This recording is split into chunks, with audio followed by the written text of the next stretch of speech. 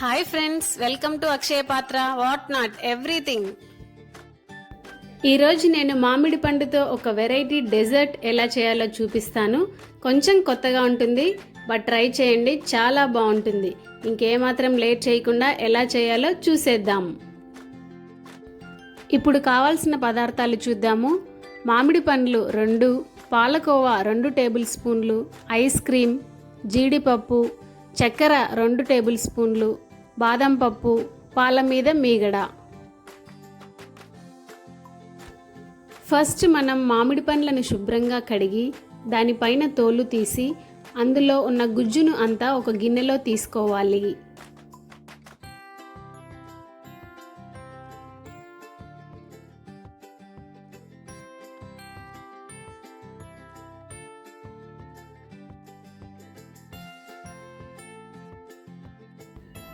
చూసారు కదా ఎంత బాగా వస్తుందో.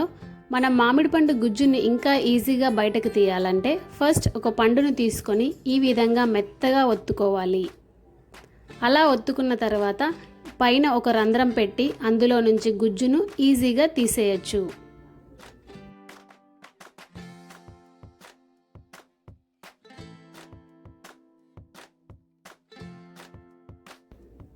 ఇలా మామిడి పండు గుజ్జును అంతా ఒక గిన్నెలోకి తీసుకున్న తర్వాత ఒక స్పూన్ తీసుకొని బాగా కలుపుతూ మెత్తటి పలుపులా తయారు చేసుకోవాలి.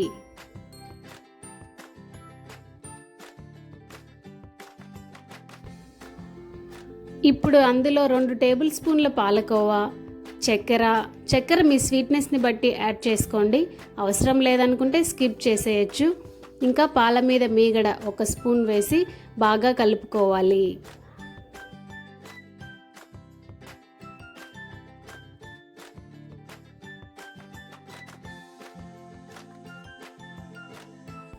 అదంతా బాగా కలిపిన తరువాత ఇప్పుడు అందులో 2 స్కూప్స్ ఐస్ క్రీమ్ వేసి బాగా కలుపుకోవాలి. నేనైతే ఇక్కడ వెనిలా ఫ్లేవర్ తీసుకున్నాను, మీరు మీకు నచ్చిన ఫ్లేవర్ తీసుకోవచ్చు.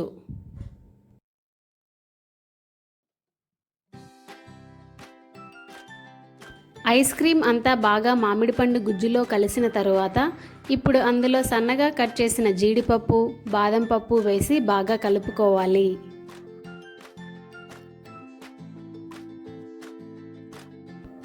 ఇప్పుడు దీన్ని 2 గంటల పాటు ఫ్రిడ్జ్లో పెట్టుకోవాలి. ఫ్రిడ్జ్ నుండి తీసిన తర్వాత చూశారు కదా కొంచెం చిక్కబడింది. ఇంకా సర్వ్ చేసుకొని తినడమే. అంతే, ఎంతో సింపుల్గా మ్యాంగో కోవా డెజర్ట్ రెడీ. చల్లచల్లగా తింటుంటే భలే ఉంటుంది. మామిడి పండుని కొంచెం కొత్తగా తినాలనుకునే వాళ్ళు ఈ రెసిపీని ఖచ్చితంగా ట్రై చేయండి, టేస్ట్ని ఎంజాయ్ చేయండి.